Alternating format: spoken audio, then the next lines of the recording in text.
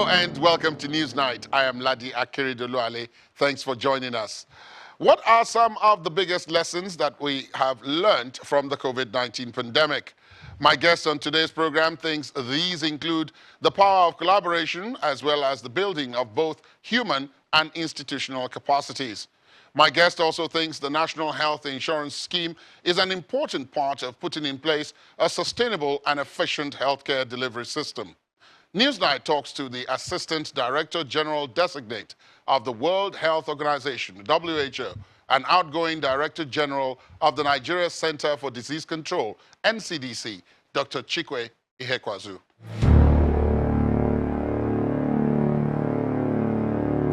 Dr. Ihekweazu, thank you for your time. Welcome to the program yet again. Thanks, Laddie. Great to be on your show. Congratulations are in order, I guess, although I don't know whether to congratulate you or commiserate with you, because they say the reward for excellent work is even more work. How do you feel? I think I feel exactly the same way. The same way you do, right? We're coming out of two big things. Firstly, an incredible building experience of a new parastatal in NCDC, but at the same time having to respond to the biggest pandemic of our lifetimes in the context of Nigeria. And I thought really that after NCDC, I hope to find a quiet university to rest in and share some of the experience I've had with the next generation.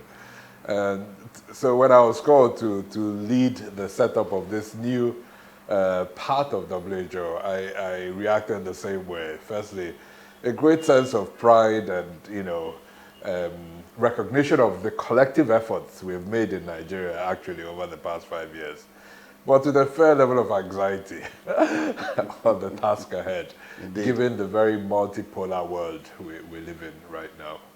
Now, you talked about it, setting up a parastatal almost from scratch in the case of the NCDC, and going now to set up something completely different, something also new for the WHO. Tell us a bit about that. What's the mandate of this hub that is being set up in Berlin that you're going to head?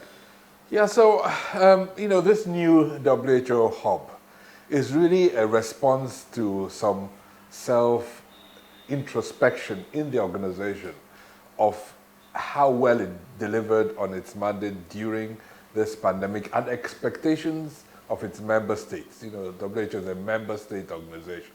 And, at the last World Health Assembly, there were a lot of recommendations of what it could do better, the systems it needs to set up to respond to the world that we live in today, right? So, I see this responsibility in two ways. Firstly, a technical part is actually leveraging a lot of the skills, technology, information systems that already exist in different parts of the world, but are sometimes not as interconnected as they should be in order to deliver outputs that are useful for our political leaders to make decisions. But the second part, which is just as important, is the softer part, to really build alliances and enable people to work together. The inequities that have happened in the world as a result of the pandemic, the inequity in vaccine access and delivery to many countries. I see it as two things. Firstly, there's the practical aspect of, the world is organized in nation states, and nation states typically are responsive to the demands of their own populations. But I think we in public health have a responsibility to educate the leaders of all our states in terms of the opportunity in working together. And so this is, in a way, an expansion of some of the hard discussions we're having in Nigeria on the federal versus state responsibilities in terms of, where resources lie, how do we protect the interests of our state while still working together as a country. And I think that in this position, that will be elevated even to the global level. How does every country, yes, be responsive to the needs of their populations, but also have a platform and an opportunity and a responsibility to work together as a global collective? The way you say it, it may sound a bit simple, But I mean, from the example of just Nigeria alone, obviously it isn't. It isn't, by So any means. I can understand when you say there's some level of anxiety about all of this. And those of you who are in public health have learned, this pandemic must have taught you that health is not as divorced from the political considerations as one might have thought at the very beginning. Which brings me back to your current position. I'll come back to the new position in a bit. What have been some of the key lessons that you think, first in your position that you have, that you've gotten from this experience, and secondly, perhaps the country may have gotten as well? Starting with you, of course. So I think there are many lessons. I'll draw firstly, just to continue from that strand, that public health and health is political. So for the new leadership and any leadership in a public health institution, you can't just divorce yourself from the politics and say, listen, I'm going to focus on my lab or surveillance, right? You have to be able to engage with your political leaders, the ministers. You have to engage with the governors of states, because delivery ultimately is at the state level. So I think in the last few years, what I've learned is we have a responsibility to really engage with our political leadership and provide them the political capital in investing in health, right? Not just sell health as something they need to do out of the goodness of their hearts for the people down there, but to link health with economic development. And I think the experience of this pandemic has made it so clear that if we don't address, there's nothing, at least that I can remember, in our country's history that has brought the country to a halt like this pandemic did last year. So if we recognize that and recognize the losses in income to states, to businesses, then we will completely change how we think about investment in health, public health and healthcare delivery. Ladi, the second, I think the second important lesson is we have an incredible pool of talent in Nigeria. You know, up till today, right? Every night you see the numbers we publish. You know, I can't think of any other index where data is published every night in Nigeria. This is just one example of a set of activities that is driven by a fairly young workforce. They do this, they have the technology to do it, they develop this, but that is not just the technology. They stay up every night, do this number crunching from different states, validate it with the states, get it approved, and announce every night, right? And the same small miracles, literally, have happened in so many parts of this agency where I call these guys together, I say, guys, this is our problem.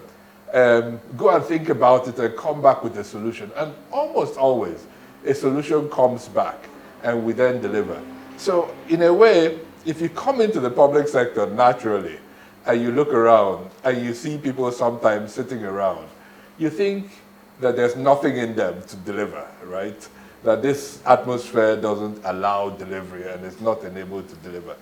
And that in itself is a self-fulfilling cycle of destruction, right? And my experience has been that with the right incentives, the right motivations, you can actually get Nigerians to go over and beyond to deliver at extraordinary levels. So that's the second point. The third point is the use of technology, right? We've got to move our public sector institutions out of this manual way of operating. And I'm not just talking about our epidemiological data crunching, from our procurement systems, our finance systems, everything, The week I started at NCDC, I told my team at the time, and we had a very small rudimentary team, that I will not send a single official email out of NCDC with a Gmail or Yahoo email address. And they thought I was joking.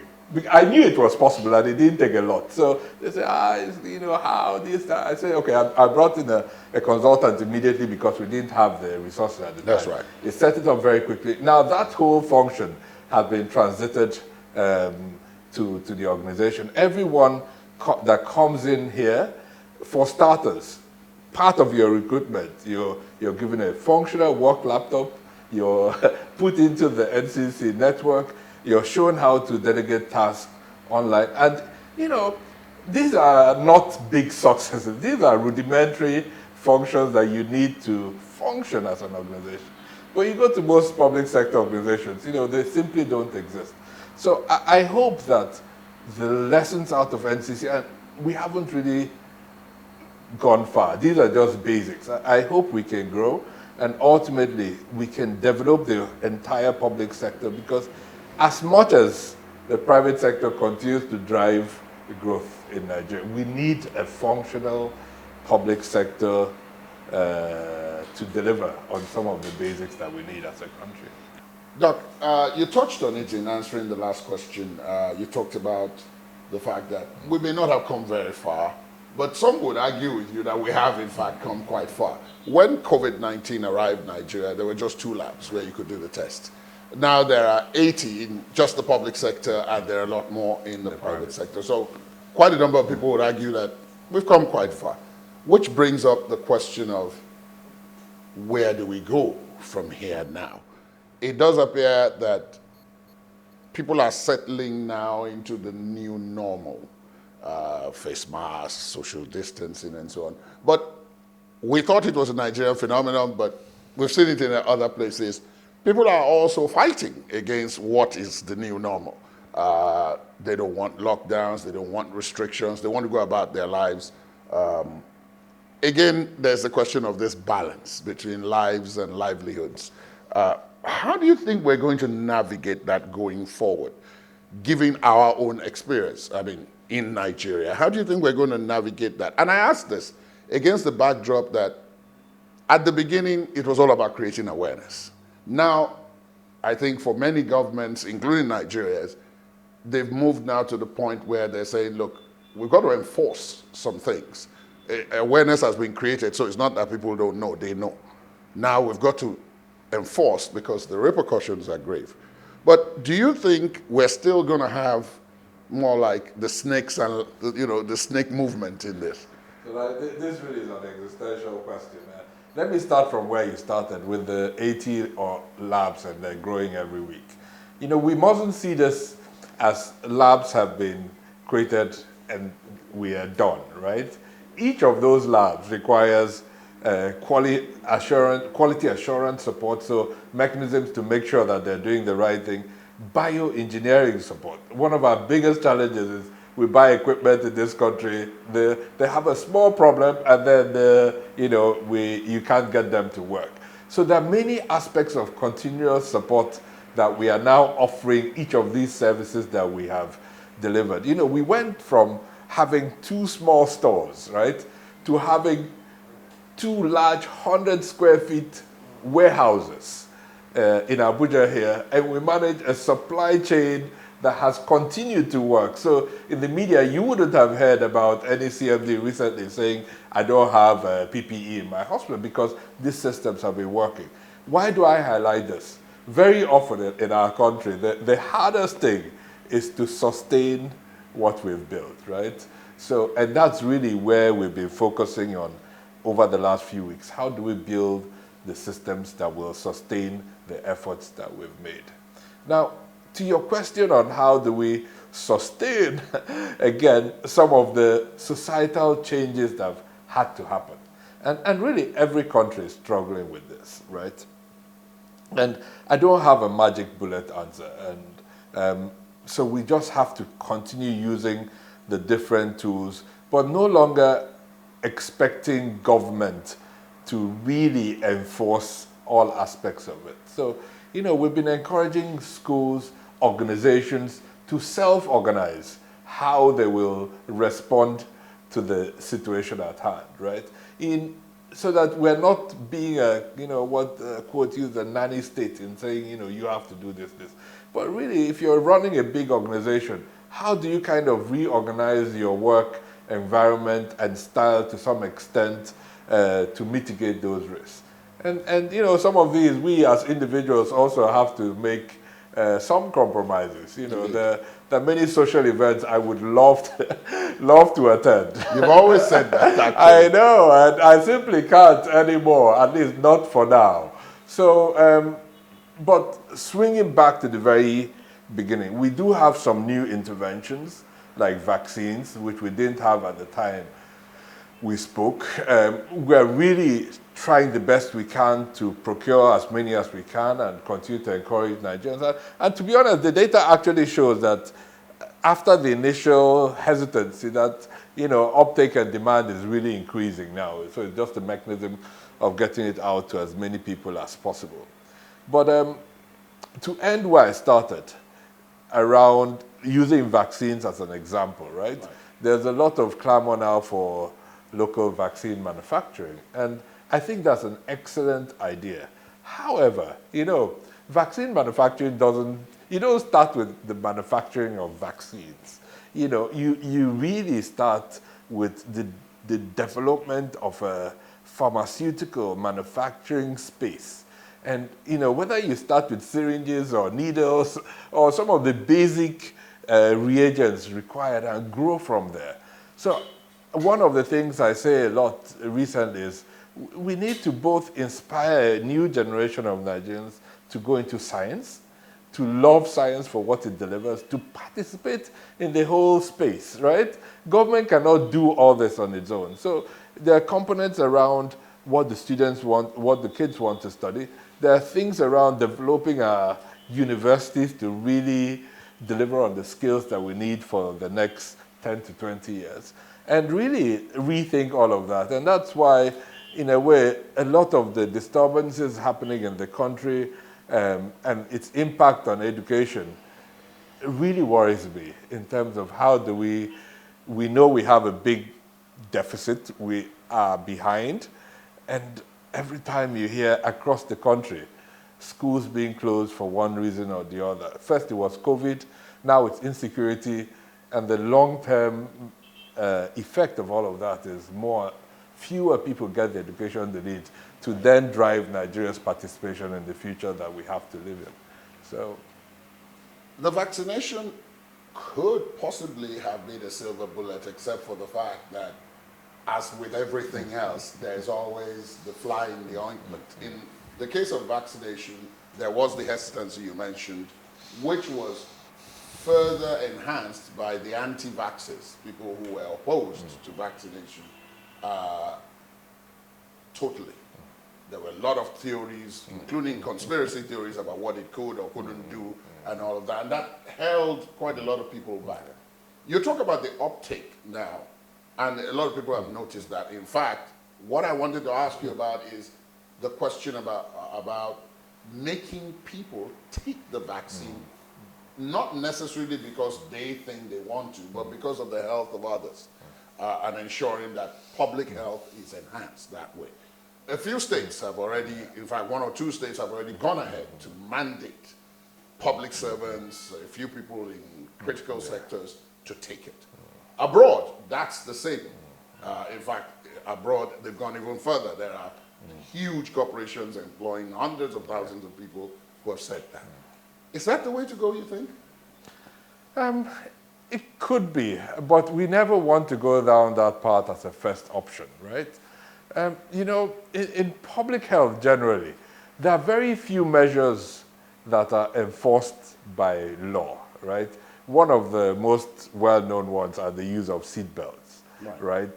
Most other public health measures that we know are protective for people, we try to encourage people and convince them on the benefit for themselves and the population at large. So, to use law and regulations is an option that we try to leave as a last option because of all its potential side effects. And we don't see ourselves as an enforcement. You know, we don't want to be the police for public health, to vaccinate, to wear a condom, to, you know, all the kind of public health measures. Yes, you know, we want to work with people so that they understand fully the benefits they have for themselves, for their health. You know, infectious diseases, just like you alluded to, have a critical dimension that makes what I said a little bit difficult, right? Is that when you have an infection, it's not just your health at risk. You can transmit to others. And if you're with someone that has an immune suppressive disease or an elderly person in terms of COVID, even if you are not as ill as, you know, the virus, in this case COVID, doesn't cause as much ill health in you, it could cause significant ill health for someone else. So I think we're working with everyone, encouraging.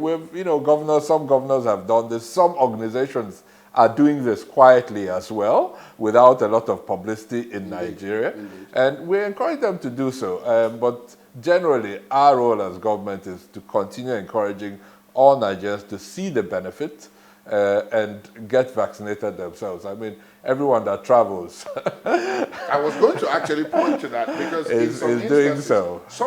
some of the ailments that have afflicted the world. I mean, what comes to mind easily now is yellow fever. Yes. And when you mentioned travel, there are some countries you can't go except you have a yellow card. That's the vaccination certificate.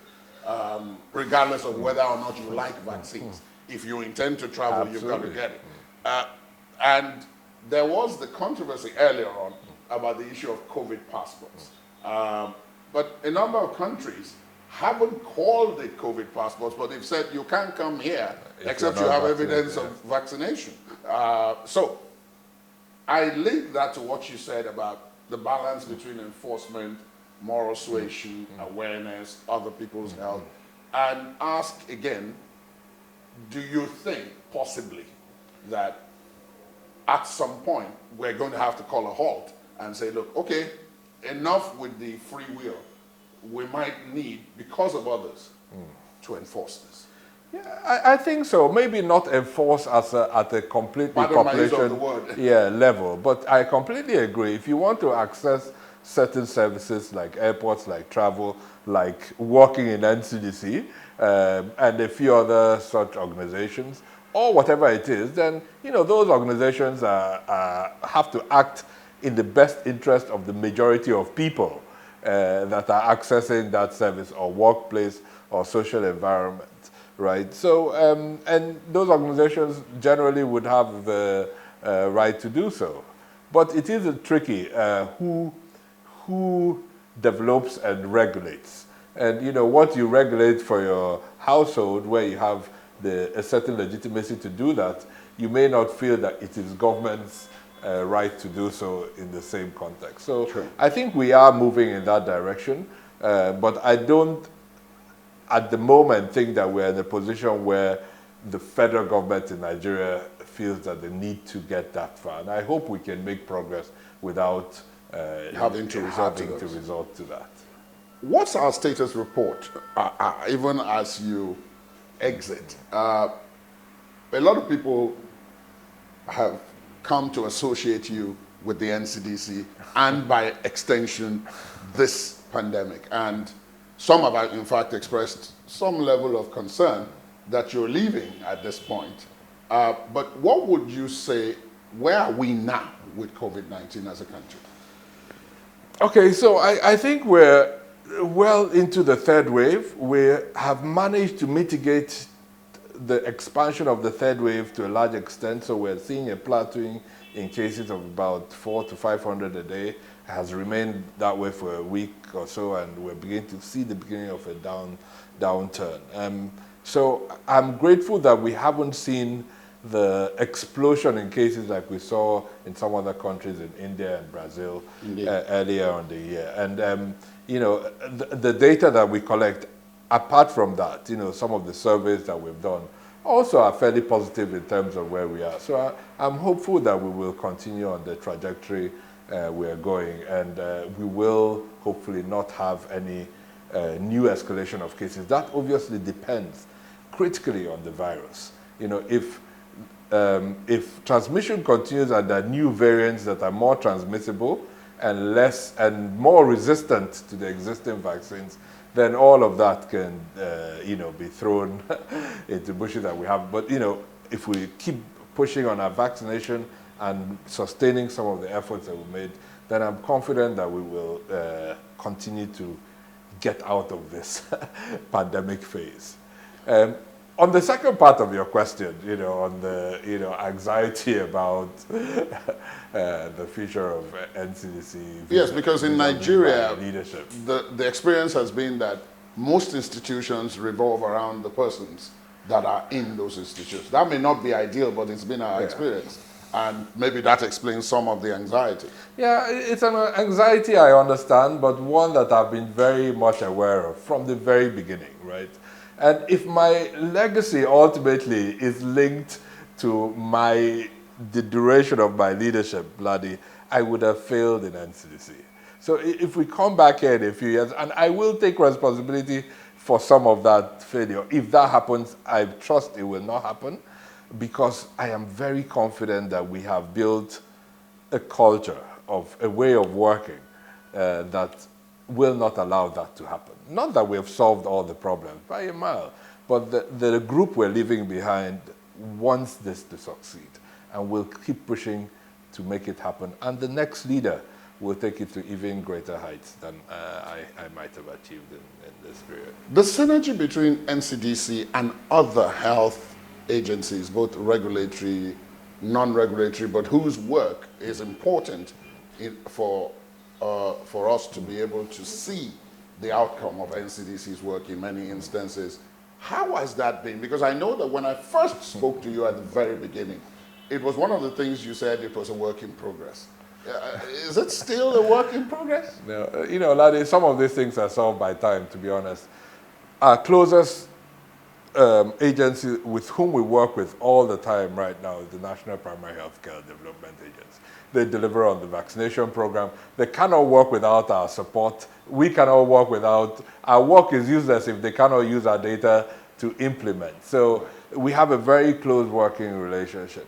You would have seen with our engagement with the Presidential Task Force, now Steering Committee, I mean, that worked very well. I had such a good working relationship with Dr. Sani Aliyu, who led the Secretariat for the PTF. I was for many months. He's now left. And together, we always shared information before making decisions. The Minister of Health and the Minister of State for Health have been absolutely great leaders in pulling together the various aspects of the ministry in delivering on our mandate. And I can't end this without mentioning the leadership of the Secretary to the Government of the Federation, Mr. Boss Mustafa, with whom in the last couple of years, these circumstances have thrown us together. And, when I think of how he has navigated not just the health sector response, but, all the other components that were required to make it work. And sometimes had to build very difficult consensus between interests and of different parts of government, legitimate interests, right? When it comes to travelers, for instance, the interest of the Ministry of Aviation, Ministry of Foreign Affairs, and Ministry of Health are not always necessarily aligned in terms of who to let in and out. So it takes someone that is calm and can bring people together to make the decisions that needed to be made in the country's ultimate best interest. Now, the other thing is that while COVID was on, and it was another question I asked you when we first spoke, that seems ages ago now, but it was only a year and a half ago, was the issue of you're dealing with COVID, but there are other things that are still going on. Absolutely. In spite of the fact that we're dealing with COVID. At that time we had Lassa fever, we were still dealing with a cholera outbreak, and so have those receded in order to allow a laser-sharp focus on COVID and the continuing response to it? When I was briefing NEC at a recent meeting, at the governors where they meet with His Excellency the Vice President, it was a briefing primarily on COVID. But I drew their attention to a fact that for this calendar year, at that point, we had lost more people from cholera than we had lost from COVID, right?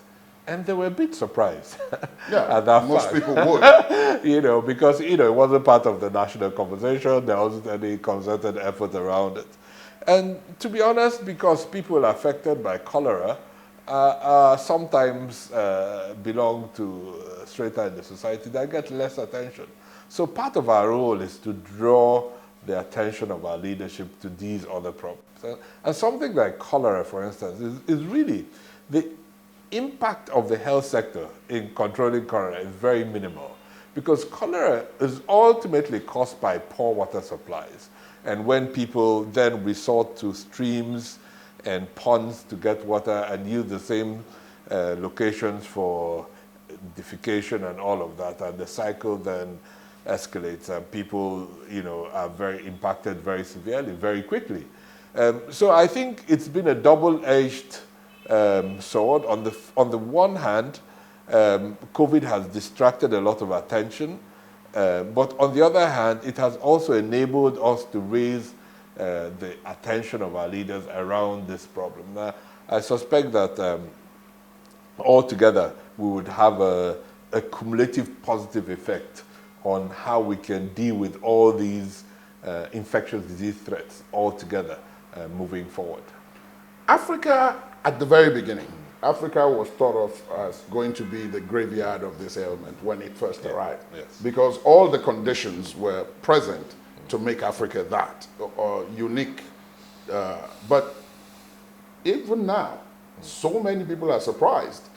And I've asked, there seems to be no medical explanation as to why Africa has not recorded the numbers, both in terms of cases and in terms of fatalities that were initially expected. But what it had drawn was the issue of how much can African countries collaborate in the health sector to tackle some of these things that move from one place to the other, Ebola, dengue fever, now COVID, and so on, that go from country to country. How far do you think COVID has brought African countries together in that respect? I think that's one of the successes of this response, actually.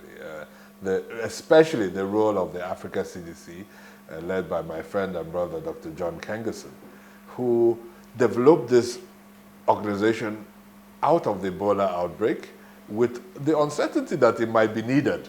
But then it has come to play such a big role in coordinating a lot of our efforts since the start of this COVID, from the initial reagents we got to the training, and to also using us, mobilizing national public health institutes from countries where they existed to support other African countries. And I think the icing on the cake right now is his mobilization of both financiers through the Afri-Exim Bank to purchase vaccines on behalf of African countries, which we are then as countries buying into. And that will be our biggest source of vaccines in Nigeria between now and the end of the year.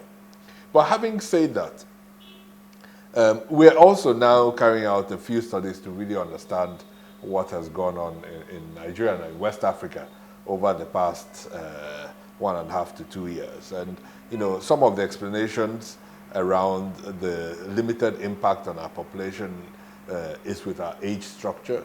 We have much fewer older people.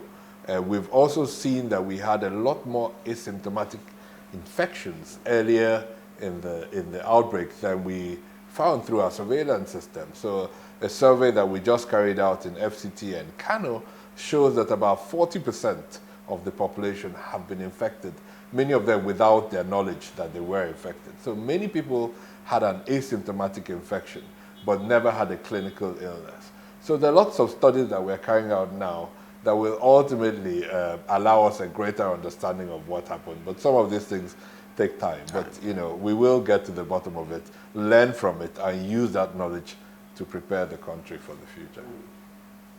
What has come to light, it would appear, is that intelligence gathering is key to tackling pandemics, public health emergencies. If you can catch it when it's just happened, it's still small, then maybe you can deal with it. But if it's snowballed before you become aware of it. So the role of intelligence. And NCDC has played a big part in that. Every state now has an epidemiologist who is now known. Before COVID-19, most people didn't even know that. I'm sure some of the governors didn't even know they were paying a state epidemiologist. Right, but how effective has that been now from where it was when we really needed it at the start to where it is now? You talked about surveys, you talked about statistics, data, and so on. Are they, is that an integral part of that intelligence gathering? And if so, who is doing that? So absolutely. Now, you know, what has happened, many states have had these colleagues and teams, small teams. But like you rightly said, sometimes they were locked in a small dark office somewhere at the bottom of the food chain in the Ministry of Health. But what has emerged, in addition to their positions, we've supported states to develop emergency operation centers, equip it, provide some kind of startup funding, raise their profile so the governors know who they are, and you know, support them with some of the tools that they need to work.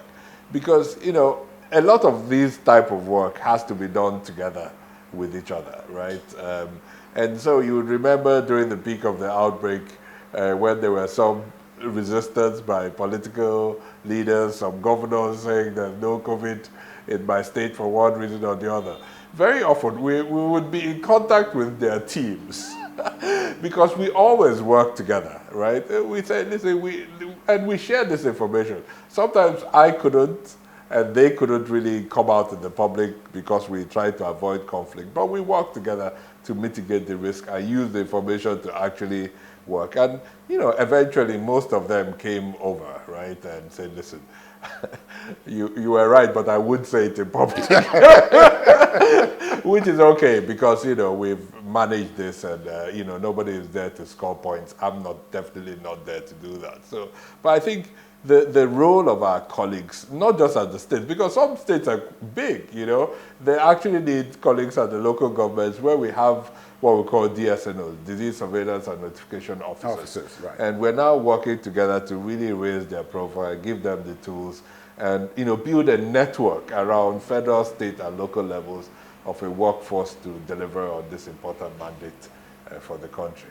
One other thing that has come to light through all of this is the importance of funding. You mentioned it at the start. Yeah. Before COVID, most people thought of health as something you did because the people would need it, and, you know, you thought one of the duties of government is the well-being of the citizens, so health fell under that umbrella. That has changed now, but the problem of funding hasn't. Yeah. I've talked to some of your colleagues. I've also talked to other people in the sector, and they say perhaps, like has worked elsewhere, for example, in the UK, a national health insurance scheme into which government puts fund, into which people pay, can make the sector more stable and the healthcare service more affordable. Do you agree with that, given your experience here? Yeah, so there are many components to your question. I think no doubt about it. More funding to the sector is critical, but almost more important, and I think that's what you're alluding to, is more effective use of funding available. And the health insurance provides a vehicle for that, especially if it is mandatory, at least for people that are working, to pay into health, just like we pay for our pension, which every employer and employee contributes to. Yes. Yeah, because that will increase the pool of resources available. So let me give an instance. If I had in a tertiary care facility a CT machine in my office, right? For that CT machine to work efficiently, it might need to do 20 scans a day, just as an example, right? If you had a health insurance scheme where doctors are not thinking about who is paying when they're referring, you know, that CT scan will work optimally and deliver on those 20 scans, and the cost will be shared by those 20 people. Right. Right? If there's no health insurance and everybody is paying as you come, the demand on it will be a lot less because of the need to pay. right? And if 5 people are then paying, you then have to charge them a lot more for that service. So why am I saying this? This is just one small example. In addition to more funding for the sector, we also need systems that provide accountability and better effectiveness and efficiency in the use of funds. And health insurance is a vehicle to deliver on that. So I think there's a bill now right in front of Mr. President to make that happen. We have a great leader of the National Health Insurance Scheme at the moment. And with some of those changes and the Basic Healthcare Provision Fund, a few other funding mechanisms, I hope that the health sector in Nigeria will grow from strength to strength. Thankfully, lastly, Mr. President has just appointed a health sector reform committee led on by His Excellency the Vice President. So it just shows you how much prominence this is now given in his thoughts and actions. I can't end this talk without asking you about your own experience. I mean, as a person. You came to this from a couple of international organizations where possibly, you can correct me if I'm wrong, the standards, the processes were much more, shall we say, stable. And yet, you've managed, as you say, to build an institution that has responded to what was in effect a crisis. Would you say, and this is a question that can go either way, would you say that experience that you had previous to this helped that?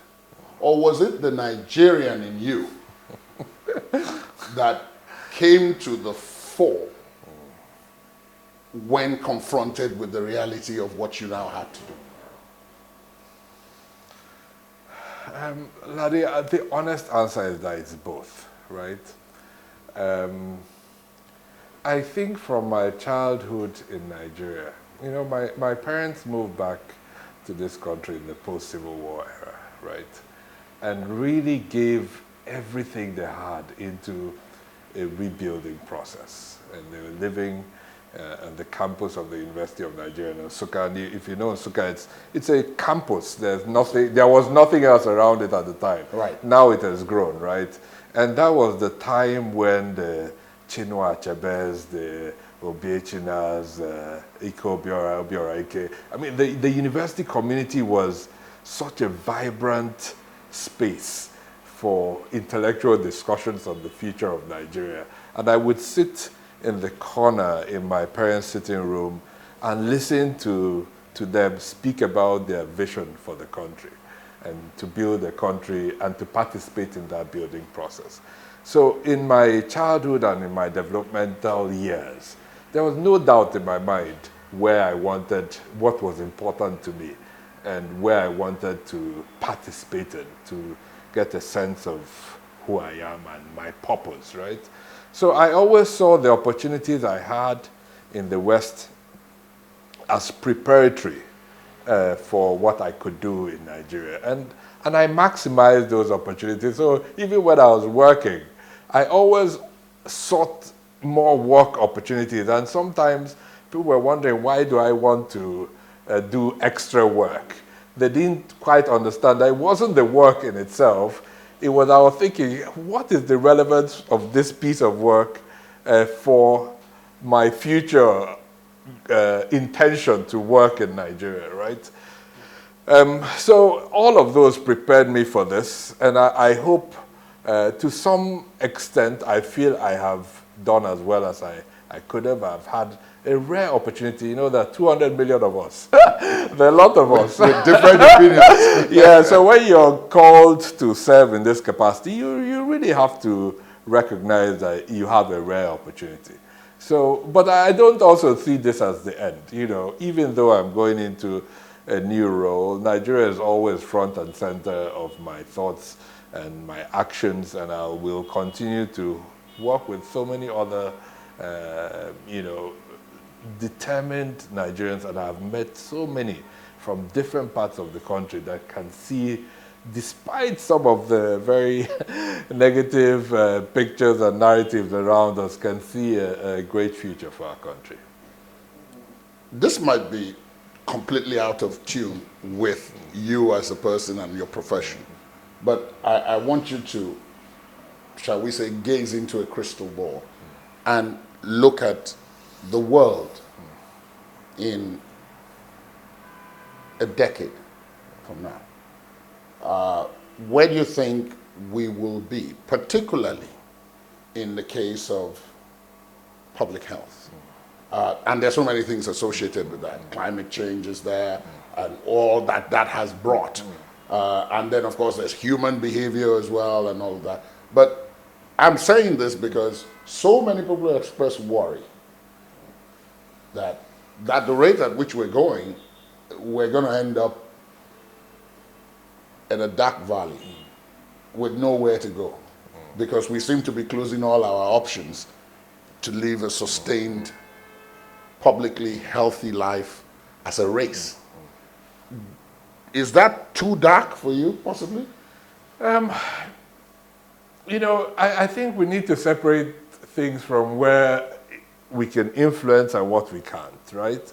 And there are certain things that our level of influence is less.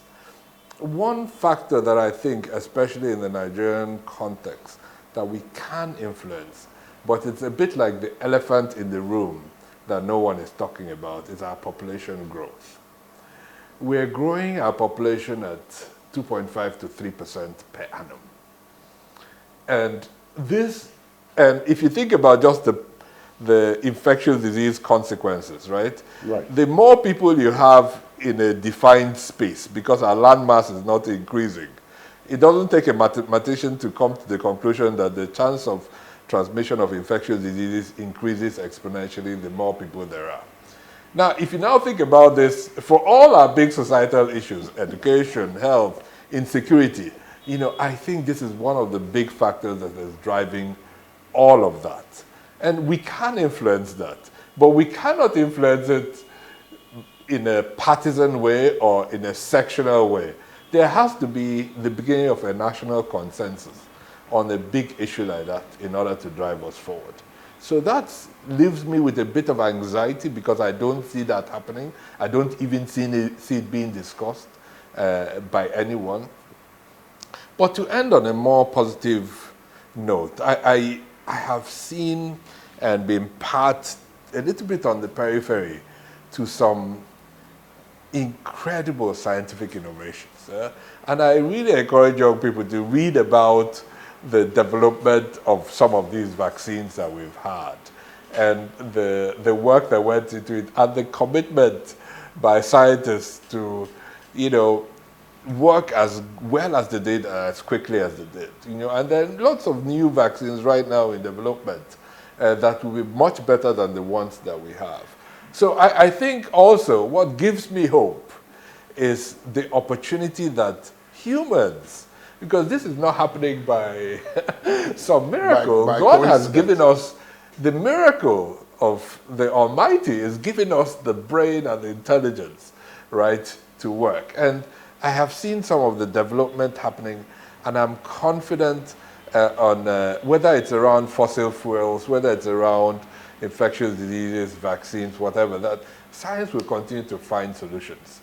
What I want is for Nigeria to participate in those activities, and I think right now we're too much on the periphery of the work that needs to be done to create the future that we need. Some people will say, with you going to the WHO in this new capacity, perhaps that's a step away from the periphery, moving nearer the center, perhaps. Well, I hope to draw as many people with me on that journey so that we can collectively create what we need to. Congratulations once again.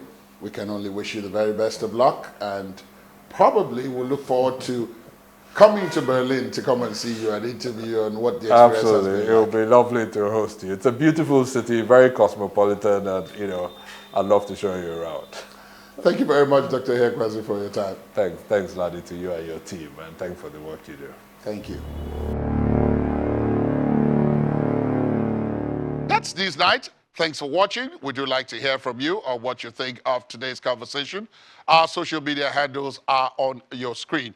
You can also listen to this and previous episodes of Newsnight by going to our website, channelstv.com/podcast. Goodbye.